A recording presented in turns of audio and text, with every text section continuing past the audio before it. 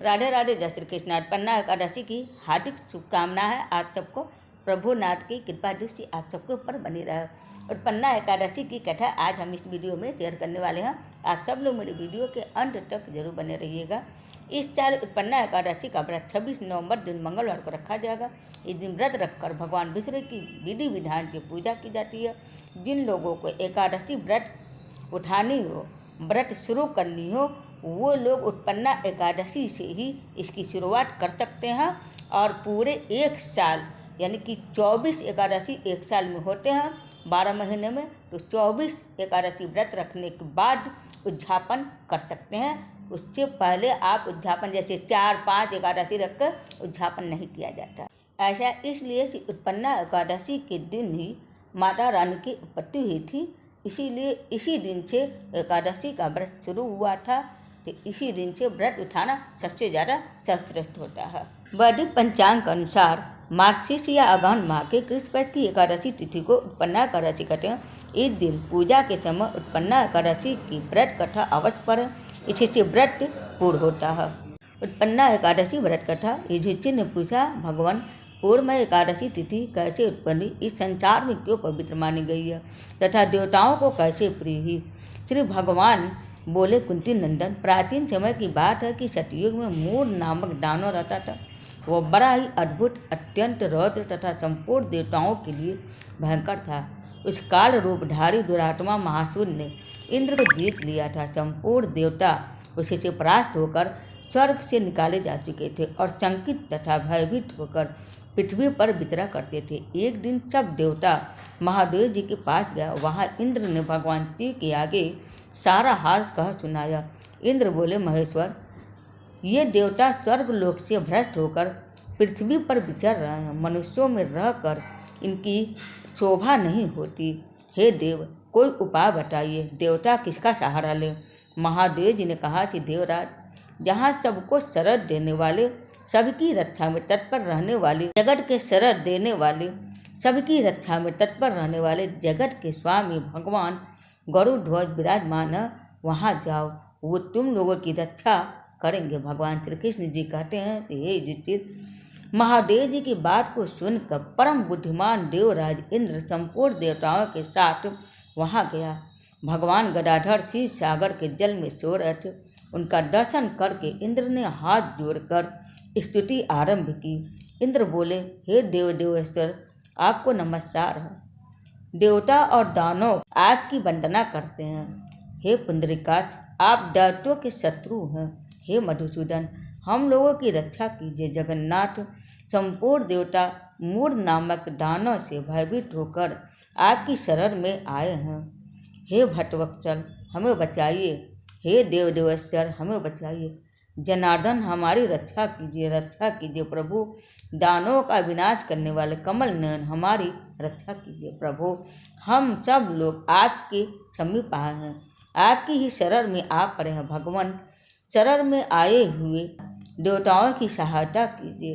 हे देव, आप ही पति, आप ही मति, आप ही कर्ता और आप ही कारण हैं। आप ही सब लोगों की माता और आप ही इस जगत के पिता हैं। हे भगवान, हे देव देवेश्वर, शरणागत वत्सल, देवता भयभीत होकर आपकी शरण में आए हैं। प्रभु, अत्यंत उग्र स्वभाव वाले महाबली मूर नामक दैत्य ने संपूर्ण दूर देवताओं को जीत कर उन्हें स्वर्ग से निकाल दिया है।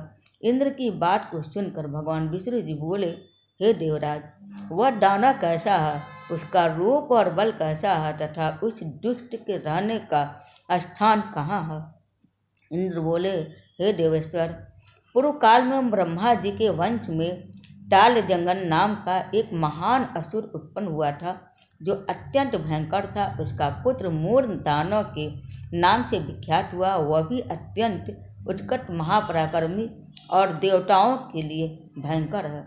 चंद्रावती नाम से प्रसिद्ध एक नगरी है, इसी में उसका स्थान है। वह वहाँ पर रहता है।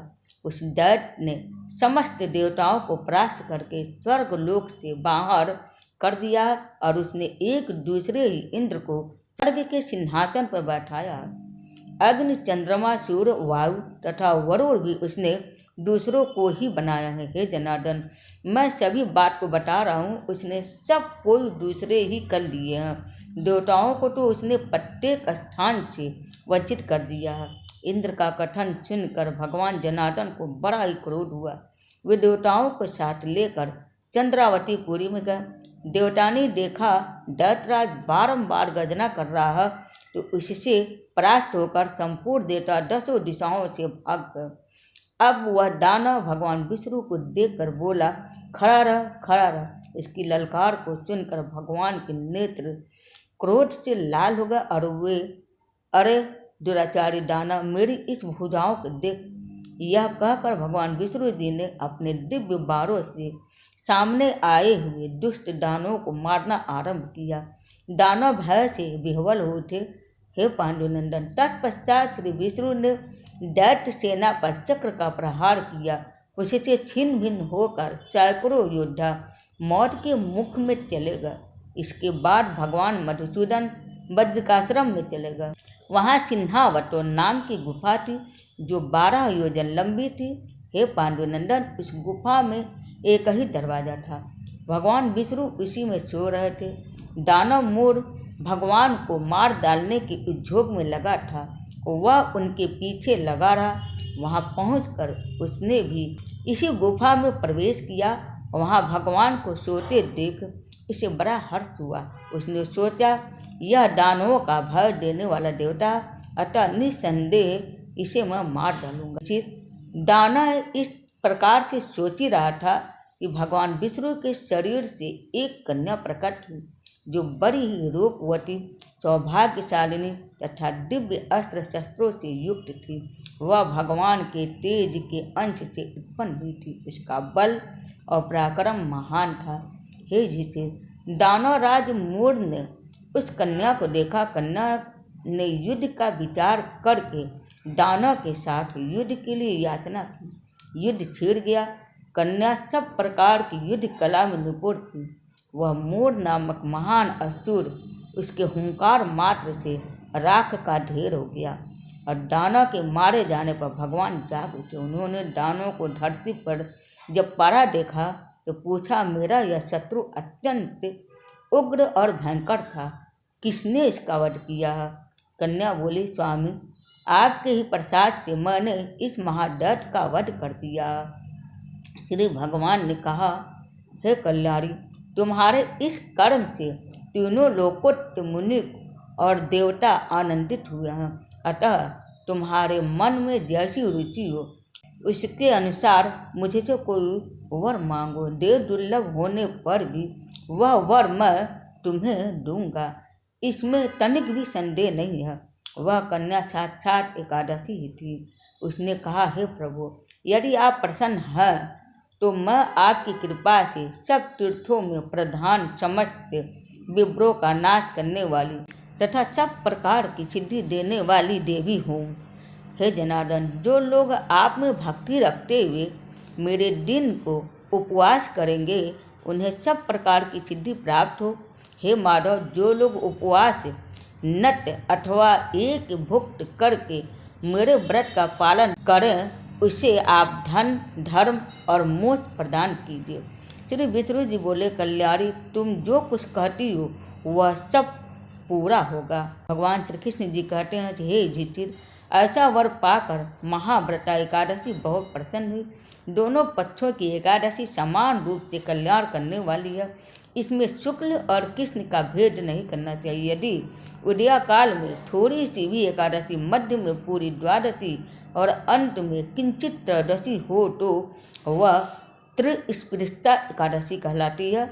वह भगवान को बहुत ही प्रिय है। यदि एक त्रिस्पृष्टा एकादशी को उपवास कर लिया जाए तो 1 सहस्त्र एकादशी व्रतों का फल प्राप्त होता है तथा इसी प्रकार द्वादशी में पारण करने पर सहस्त्र गुना फल माना गया। अष्टमी, एकादशी, षष्ठी, तृतीया और चतुर्दशी ये यदि पूर्व तिथि से विघ्न हो तो उनमें व्रत नहीं करना चाहिए। परिवर्तनीय तिथि से युक्त होने पर ही उनमें उपवास का विधान है। पहले दिन में और रात में भी एकादशी हो तथा दूसरे दिन केवल प्रातःकाल एक दंड एकादशी रहे तो पहली तिथि का परित्याग करके दूसरे दिन की द्वादशी युक्त एकादशी को ही उपवास करना चाहिए। यह विधि मैंने दोनों पक्षों की एकादशी के लिए बताई है। जो मनुष्य एकादशी को उपवास करता है वह वैकुंठ धाम में जहाँ साक्षात भगवान गरुड़ध्वज विराजमान है वहाँ जाता है। जो मानव हर समय एकादशी के महात्म का पाठ करता है उसे सहस्र गोदानों के पूरे का फल प्राप्त होता है। जो दिन या रात में भक्तिपूर्वक इस महात्म का श्रवण करते हैं वे निस्संदेह ब्रह्म हत्या आदि पापों से मुक्त हो जाते हैं। एकादशी के समान पापनाशक व्रत दूसरा कोई व्रत नहीं है। उत्पन्ना एकादशी व्रत कथा संपूर्ण हुआ। तो उम्मीद है आप सबको मेरा वीडियो पसंद आया होगा। हरे कृष्ण हर हर महादेव। तो बोलिए विष्णु भगवान जी की जय।